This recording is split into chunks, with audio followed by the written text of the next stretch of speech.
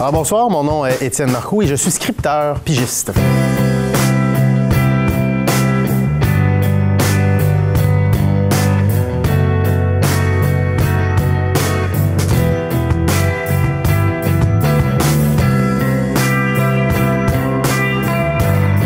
Ben c'est ça, j'ai commencé jeune avec mon frère qui avait son groupe d'humour, Rod Maré, puis je le suivais dans ses spectacles. Il avait fait la 5e salle de la Place des Arts et plusieurs concours à travers la région.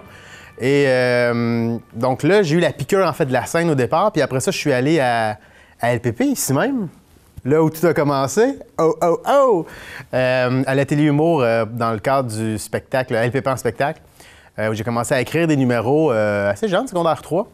Et puis, c'est ça. Donc, j'ai fait 3 années comme ça d'écriture humoristique. Puis après ça, ben, j'ai fait l'École nationale de l'humour en tant qu'humoriste et non en tant qu'auteur. Mais rapidement, j'ai fait un peu de bar après ça en duo et en trio. Mais rapidement, je me suis orienté vers l'écriture. C'est moins stressant pour moi. J'aime mieux ça. Bien, les choses se sont placées comme ça, c'est-à-dire que au début, je visais la scène, c'est sûr. Et puis, avec le temps, à un moment donné, les contrats qui sont offerts à moi, c'était beaucoup plus dans l'écriture, dans la conception et tout ça. Puis j'ai commencé à voir les avantages un peu vers ça.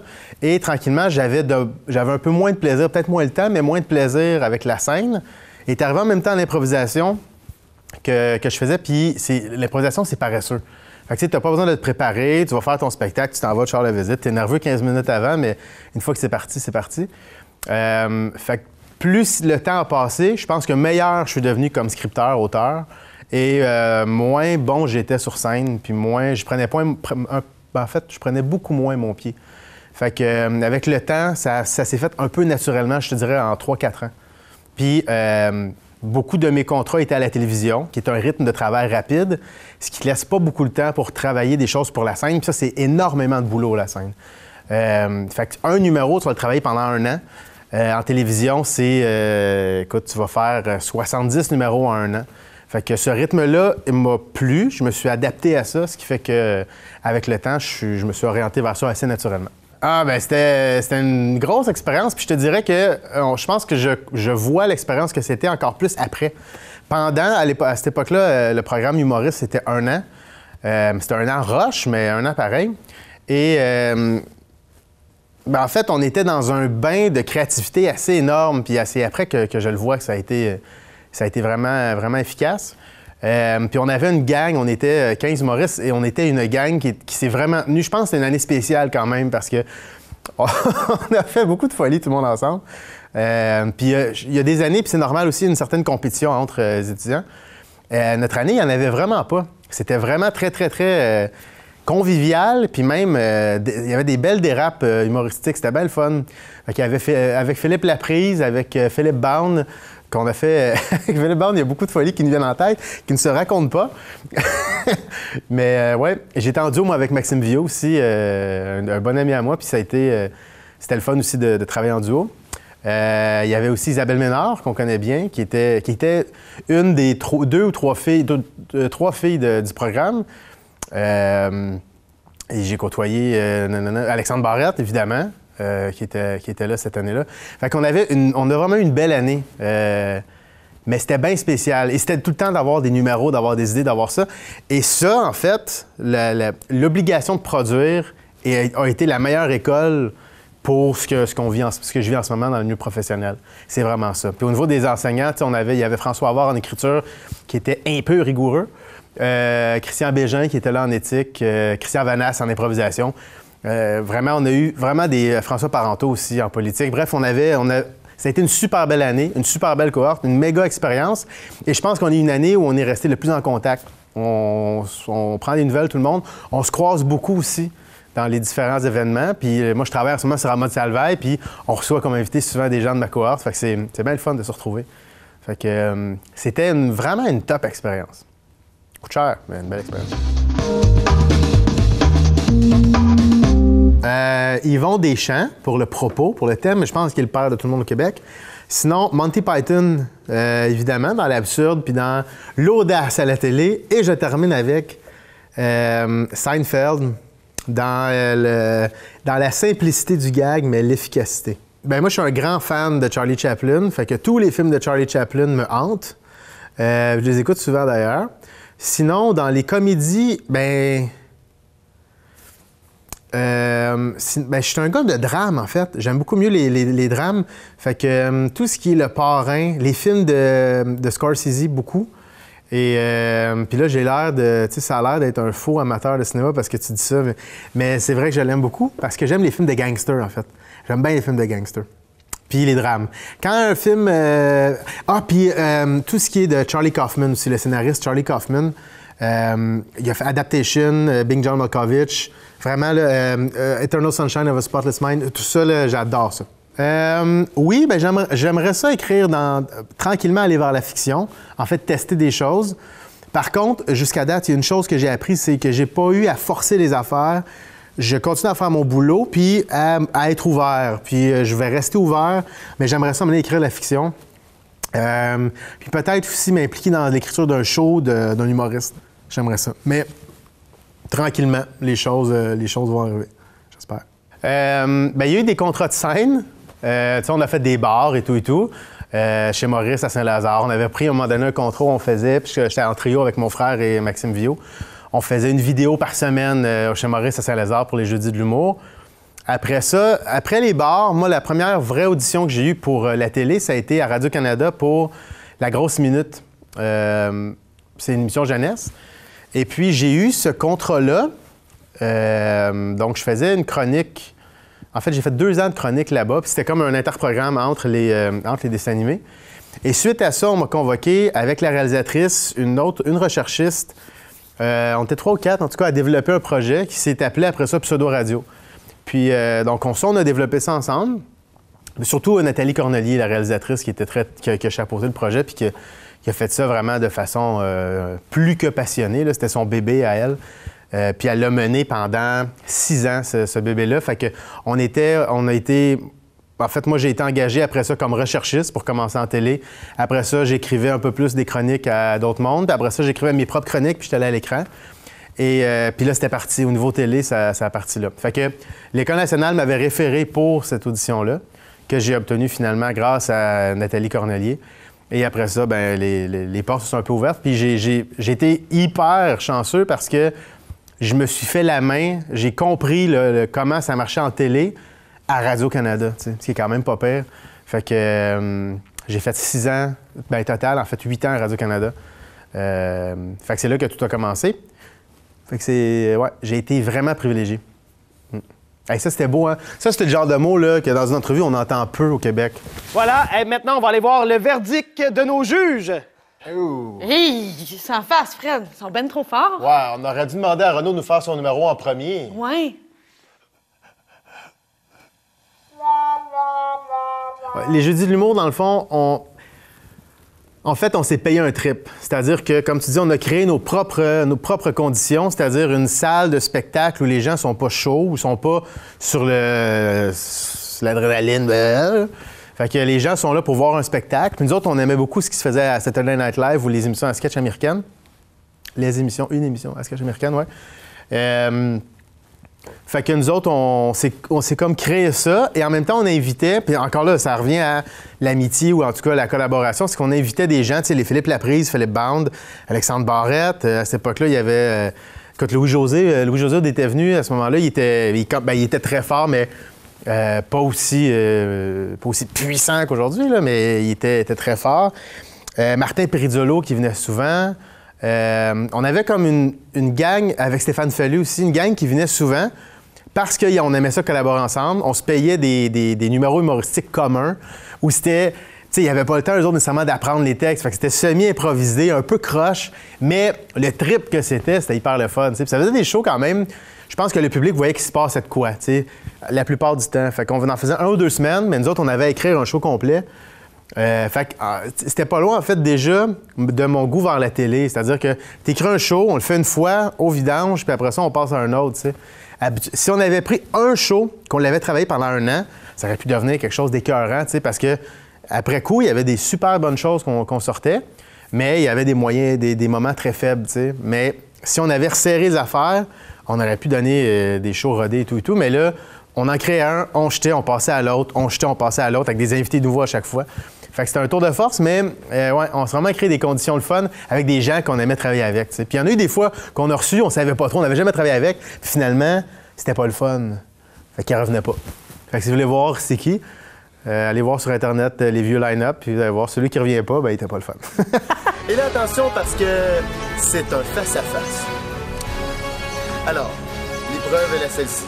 Vous devrez aller sous l'eau, complètement immergé à 100% en dessous de l'eau, en apnée, en retenant votre souffle. Et votre limite, c'est l'autre, puisque la première personne qui ressort de l'eau perd. L'autre gagne. Vous êtes prêts? Bonne chance!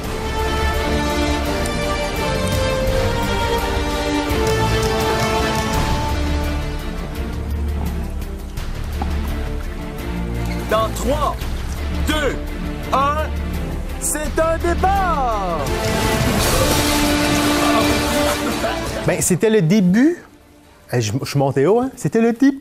C'est le début de l'accessibilité des programmes de montage, quand même. Fait que au cégep, on commençait à travailler, tu sais, avec. C'était mettons en 2000. Fait qu'il n'y avait pas encore les iMovie de ce monde, tout ça, mais déjà, on pouvait. Les caméras HD étaient accessibles. On pouvait numériser nos images puis faire du montage pas pire. Puis moi, j'avais eu le goût de faire ça parce qu'il y avait peu d'humoristes qui avaient vraiment exploité ce médium-là. Maintenant, ce qu'on faisait à l'époque, aujourd'hui, c'est complètement dépassé parce que les techniques de montage sont bien meilleures qu'avant pour n'importe qui. Un enfant de 9 ans monte mieux que ce que je montais à l'époque, moi, là. Fait que, tu sais, c'est plus rythmé, c'est mieux fait, le son est meilleur, tout ça. Fait que, mais à ce moment-là, en 2001, 2002, 2003, on était peu à le faire, ce qui a fait que quand on a sorti 2 ou 3 bons vidéos humoristiques, par intérêt personnel, mais quand on en a sorti 2 ou 3, la demande est arrivée. Fait qu'on a commencé, nous autres, à en faire beaucoup plus, puis on se payait, on se permettait d'en faire. Puis déjà, encore là, mon intérêt vers la télé était là, fait que d'utiliser cet outil-là, en fait, parce que le montage, le rythme, la musique, tout ça, ça permet un peu de tricher, tu sais. Ça comble des fois un texte un peu plus faible, tu mets de la musique rythmée, puis whoop, tout passe. Je veux juste dire que le gars qui pose des questions en ce moment fait ça. Fait que si pendant l'émission, vous voyez de la musique, vous entendez de la musique, bien, c'est un moment faible. Mais c'est ça, fait que ça nous a permis ça. Et puis, mais aujourd'hui, ça me permet, par exemple, de bien comprendre le médium quand même. Parce que déjà, vu que j'avais cet intérêt-là, je connais un peu les façons de tricher, ou de patcher des moments moins bons, ou de connaître aussi les limites, tu sais. Des limites, parce qu'il y en a qui pensent, vu que c'est de la télé, bien, tu peux faire une explosion, mais non. Il faut la faire, l'explosion. Mais c'est ça. Mais ça a été le fun à faire, mais le problème, c'est qu'on avait peu d'endroits pour diffuser. Internet était peu populaire. Bien, c'était populaire, mais il n'y avait pas de grosse plateforme, là. Fait que fallait, dans le fond, faire un sketch vidéo qu'on allait présenter sur scène, tu sais. Fait que là, déjà là, des fois, on perdait comme une couche, là. Mais c'était le fun. Ouais, bien en fait, c'est depuis 2001 que je le faisais. Fait que ça fait 15 ans que je faisais la télé-humour à LPP avec des jeunes de 13 à 15... de 12 à 16 ans, je dirais. C'est que c'est vraiment le fun, en fait. Premièrement, c'est de réécrire pour la scène. Ça, c'est quelque chose que j'aimais garder. Mais surtout, c'est de côtoyer des jeunes qui ont un regard totalement différent. Le contact humain, il est vraiment intéressant.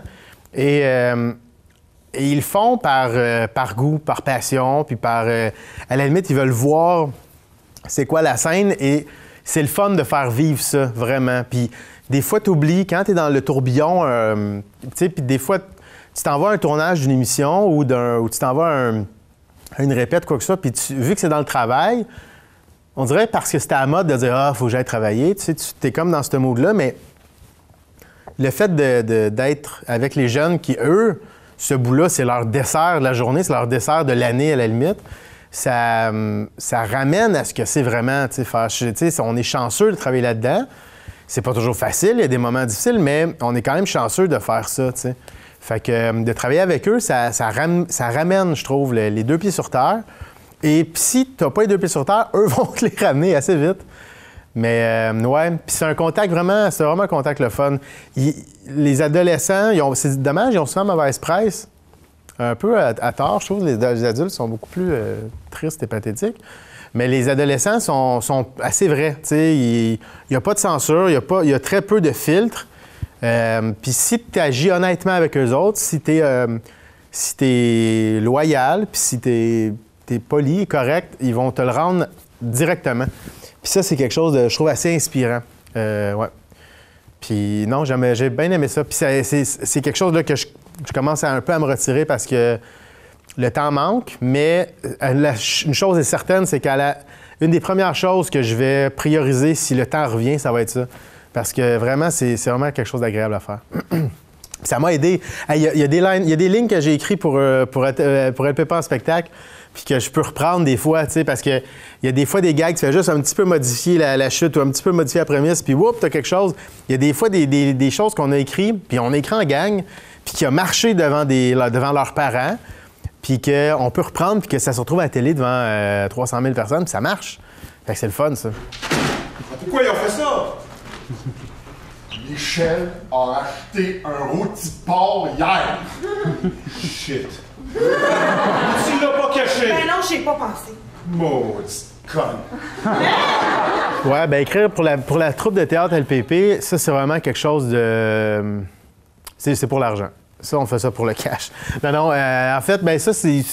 J'aime ça écrire, point, en fait. Puis de tester tous les médiums, c'est le fun. Le théâtre, c'est pas mon domaine, c'est pas mon milieu nécessairement. Par contre, ce que j'analyse beaucoup les structures dans la vie. Puis quand tu vas voir une pièce de théâtre, quand tu regardes un film ou quand tu lis une histoire, un roman ou quoi que ce soit, d'essayer de voir comment un personnage peut grandir, comment il peut y arriver des choses. Fait que quand tu écris en télé, évidemment, ça, c'est zéro. Tu peux pas y penser, à moins d'être dans la fiction, ce que j'ai pas encore fait. Quand tu es dans le sketch, tu as 5 minutes pour nous présenter un personnage, le puncher puis le sortir. Fait que t'as pas grand temps. Dans une pièce de théâtre, là, tu peux faire vivre des gens. Fait que c'est quelque chose d'hyper le fun. Je vais continuer à le faire tant que je vais avoir quelque chose à dire, par exemple. Puis des fois, c'est ce qui m'inquiète le plus, c'est de savoir est-ce que j'ai encore une histoire à raconter cette année, parce que là, ça fait plusieurs années de suite que je le fais. Puis encore cette année, d'ailleurs, ça va être bientôt. C'est au mois de février, ça, à LPP. Allez voir cette pièce-là. C'est mise en scène par Josée Trudel. Elle n'est pas jeune, mais elle est bonne. Fait que je vous invite à aller la voir. Puis moi, j'ai pas rien vu. Puis ça aussi, c'est le fun. C'est que j'envoie le texte au mois de septembre. Septembre, octobre, novembre. Par bout. Mais j'envoie les textes à partir de septembre, le texte. Et je me mêle pas du reste, tu sais. Fait que je m'en mêle pas. Josée fait sa mise en scène avec les jeunes. Puis moi, j'ai une vision en tête quand je le vois, puis je le vois pas nécessairement avec des jeunes, moi, quand je l'écris. Et là, quand j'arrive, au mois de février, je vois ce qu'ils en ont fait. Puis c'est toujours bien le fun. C'est un thrill assez intéressant. Fait que ça, là, à la limite, c'est vraiment égoïste comme trip, parce que je le fais pour moi, là. J'écris, j'ai du fun à le faire, puis quand je vais le voir, j'ai du fun avec moi-même, là. Tu sais, c'est pas... non. Je pourrais pas être la vedette du Club Optimiste avec ça. Ben, quoi que...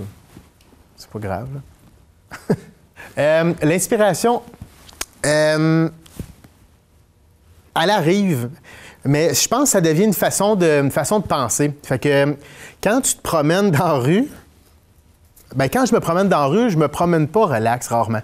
Tu penses tout le temps « Ah, ça pourrait être une bonne idée, ça pourrait être une bonne idée. » Tu sais, comme tantôt, on a eu une idée de tu sais, bon, là, il y a eu cette idée-là. Il y a une idée moins bonne, mais juste avant, il y a eu une autre idée. Puis je l'ai pas pris en note parce que j'étais assis et je regrette parce que là, je me rappelle que j'ai eu une idée. Ah oui, c'est ça. Tantôt, l'affaire là, du gars, le Shadowcam, là. Bon, ça, bref, là, vous allez tout couper ça, mais tantôt, juste en jasant, en niaisant, il y a une idée qui est sortie, puis je peux vous dire que demain, je vais la proposer en réunion parce que je la trouve drôle. Mais c'est ça tout le temps. Fait que tu jases avec ta blonde, à un moment donné, tu as une idée. Tu jases avec tes parents, il y a une idée. Tu t'es en voiture, tu penses, puis boum, il y a quelque chose d'une chanson. Fait que tout devient possible. Et moi, quand il y a une panne d'inspiration, je me laisse raconter une histoire. Fait que soit que je regarde un film, soit que je lis un livre, soit que... Et en me faisant raconter, je deviens très envieux dans ces moments-là. Des fois, je suis jaloux de la personne qui a eu l'idée de ce livre-là ou de ce film-là. Fait que je fais « Ah, Colin! » Et là, ça repart tout de suite. Fait que mais c'est une machine. Et plus tu as des idées, plus tu vas avoir des idées. Alors, moi, ce dont je veux vous parler, c'est mon goût, en fait, mon projet de me mettre à aimer les consoles de jeux vidéo. Et je suis pas capable d'aimer ça, mais j'aimerais tellement ça, triper en jouant au PlayStation ou au Xbox. Et j'en ai une, je m'achète des jeux et je ne joue jamais. Mais j'ai tout le temps le projet demain de me dire que je vais aimer ce jeu-là. Puis tu sais, les graphiques sont malades. Tu peux faire des choses que tu peux pas faire dans la vie. Tu sais, Grand Theft Auto, ces affaires-là, j'ai le goût, là. Je regarde mon neveu, puis j'ai le goût de jouer. Puis quand je joue, je trouve ça plate, une affaire terrible. Puis ça part jamais. Il faut tout le temps que tu fasses des mises à jour, ces choses-là. Fait que j'ai le jeu, et encore aujourd'hui, là, quand je suis parti du boulot, je me suis dit en arrivant, je vais jouer à Madden. Et je parle aux autres, puis je fais m'en jouer à Madden, puis là, tout le monde tripe. Et je suis pas capable d'aimer ça. Je pars le jeu et je m'emmerde. Mais je veux aimer ça. Ça a l'air relaxant, ça a l'air le fun, comme une communauté, une fausse communauté de gens. Donc, un jour, si je réussis ma vie complètement, j'aurai un malin plaisir à jouer au PlayStation. Mais c'est vraiment pas fait. Bien, c'est à partir de l'année passée, j'ai écrit pour le gala artiste animé par Charles Lafortune, qui a été un gala qui a au niveau de la critique et le public aussi, ça a très bien marché, très bien fonctionné. Et suite à ça, j'ai rencontré le script éditeur là-bas pour artistes, c'était Pierre Fiola, qui est un excellent script éditeur et qui m'a référé à quelques personnes qui m'ont demandé s'il y avait des noms. Puis ce gala-là m'a aussi permis donc d'avoir des rencontres ici et là, et donc j'ai rencontré M. Salvaille et son équipe, parce que les autres étaient dus pour ils cherchaient un scripteur sur une équipe de 4. Fait que j'ai eu deux entrevues, j'ai envoyé quelques textes que j'avais écrits, dont artistes, des choses-là. Fait qu'ils m'ont sélectionné. Fait que j'ai commencé avec une demi-saison, puis finalement on continue, puis là, on commence sur d'autres projets pour Salvaille & Co. Là-bas, en fait, la manière qu'on fonctionne, c'est qu'il faut écrire les shows comme tels, fait que les monologues d'ouverture qu'il faut faire, avec tout ce qui est la poutine aussi, faire les liens, de présenter les invités d'une façon quand même divertissante. Il y a des fois un ou deux moments plus sketch dans l'émission, plus repuncher certaines entrevues et tout.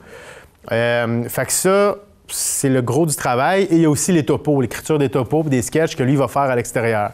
Fait que la manière que c'est séparé, moi, en ce moment, la manière qu'on fonctionne, c'est que moi, je suis responsable des shows qu'on tourne le mercredi. Fait que le mercredi, on tourne 2 shows. On en tourne un pré-enregistré qui est celui du jeudi. Et après ça, on tombe live pour celui du mercredi. Fait que moi, dans le fond, je script édite un peu, là, où je scripte les shows mercredi, jeudi, avec l'aide de mes collègues, parce qu'on pitch tout dessus, qui sont hyper talentueux, ce qui fait que quand à un moment donné, tu bloques, puis tantôt on parlait de toujours produire, bien ça aide aussi. Là. On est 4 dans le bureau. Si à un moment donné, je bloque à quelque chose, je lance de quoi, puis eux autres sont bons, là, bang, bang, puis ils t'es relancé sans aucun doute.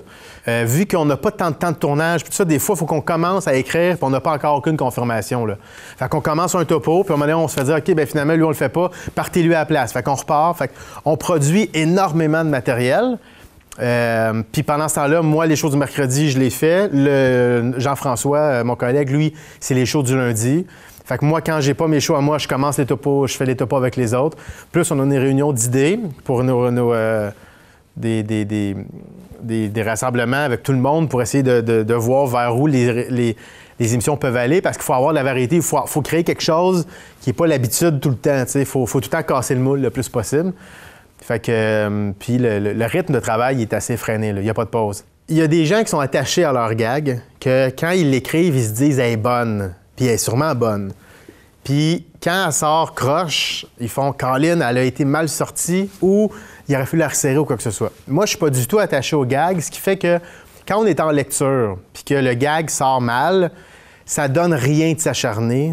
Ça, j'ai compris ça avec le temps. Ça donne rien de se dire « elle est bonne, la ligne », parce que si la personne qui a fait la sent pas, etc., tu te bats pour rien, elle va sortir tout croche. Fait que, il arrive des fois où tu te dis « Colin, elle était bonne, elle marchera pas ». Il y en a qui vivent une frustration. Moi, j'en vis aucune, vraiment aucune là-dessus. Ce qui est chiant des fois, c'est si tu travailles, par exemple, tu écris un topo au complet, puis que là, tu te fais dire « Ah, ben là, marche pas ». Mais en même temps, ça fait tellement partie de la job, là. On n'a pas le choix parce que tout le monde avance en même temps.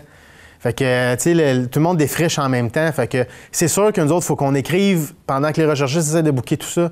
Parce que sinon, s'il y en a un qui prend l'avance, ben il est rendu trop loin, puis l'autre, il sera prêt à fournir. Fait qu'on avance tout ensemble. Fait que c'est le bout des fois pas le fun, mais il faut vivre avec. Pour ce qui est d'écrire pour quelqu'un, absolument. Faut que tu l'aies en tête. Puis d'ailleurs, quand j'écris pour Éric, maintenant, il y a tout le monde, on a un peu son vocabulaire en tête, tu sais, ses réactions à lui. Parce qu'il y a un rythme dans la voix. Autant quand tu écris pour un animateur ou pour un autre, ils ont des rythmes très différents, des univers vraiment différents et un public différent. C'est pas le même, tu sais. Fait qu'il faut s'adresser aux bonnes personnes. Il y a des choses, des fois, on peut quand même déborder, puis on va se le permettre, puis il faut juste pas trop le faire pour qu'on continue à s'adresser à la bonne personne.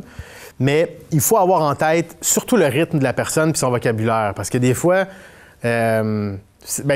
si tu fais pas ça, tu te tires dans le pied parce que la moitié des jokes qui vont sortir seront pas bien faites parce que c'est pas naturel dans lui ou dans elle. Puis ça serait la même chose pour moi. Quand je lis le texte d'un autre, faut que je me mette soit à sa place ou ça dépend pour qui il écrit. Mais oui, il faut vraiment écrire pour la personne, sinon tu travailles pour rien, vraiment. Puis les lignes sont pas bien rendues. Puis vraiment, ça, de s'acharner sur un gag, il n'y a rien de pire. Ça m'est arrivé. Puis à chaque fois, ça a été une catastrophe. Tu fais « j'y crois, t'es sûr? Oui, j'y crois, t'es sûr? Oui, j'y crois. » Elle va manquer. Puis là, tu viens de dire « j'y crois », puis c'est lui qui va arriver devant 125 personnes. Non, devant 325 000 personnes, puis ça va faire... C'est pas bon, ça. Mais, fait que c'est ça, il faut s'adapter. Il y a un terme que j'aime pas parce que il a été créé pour pouvoir ne pas payer Sartec, ne pas payer la Société des auteurs de radio, de télévision, bref. Parce que dans la vie, quand tu es auteur à la télé, tu as une redevance, ça. Pas m'embarquer là-dedans. Fait qu'ils ont créé dans certains réseaux de télé le terme idéateur. Comme ça, il n'est pas officiel, puis là, c'est comme dans un no man's land. Fait qu'ils n'ont pas à te payer ce que tout le monde paye. Mais en même temps, ce terme-là, je le trouve très bon. C'est-à-dire que la raison est poche, mais idéateur, c'est bon. C'est-à-dire qu'il faut que tu arrives tout le temps avec des idées. Il faut que tu t'auto-relances, que tu relances les autres, mais surtout, après ça, il faut que tu couches ça sur papier, puis que tu t'arranges pour que ça marche. Fait que tu pars En fait, c'est vraiment de partir du méga théorique, vaste et flou, puis de le rendre clair pour qu'à soir, ça soit joué à la télé. Fait que le terme idéateur, je l'aime beaucoup, en fait. Ouais. Puis ça peut partir des fois juste de reprendre un concept que quelqu'un a pensé puis qui veut pitcher une boîte de prod. T'es idéateur, bien, tu vas revoir la façon qui est faite, tu vas donner tes conseils, puis après ça, ils vont y aller, puis on verra ce que ça va donner. Mais en gros, c'est pas mal ça. Verbaliser l'idée. Oh! Hein? Ça conclut-tu bien, ça? Parce que oui, ça.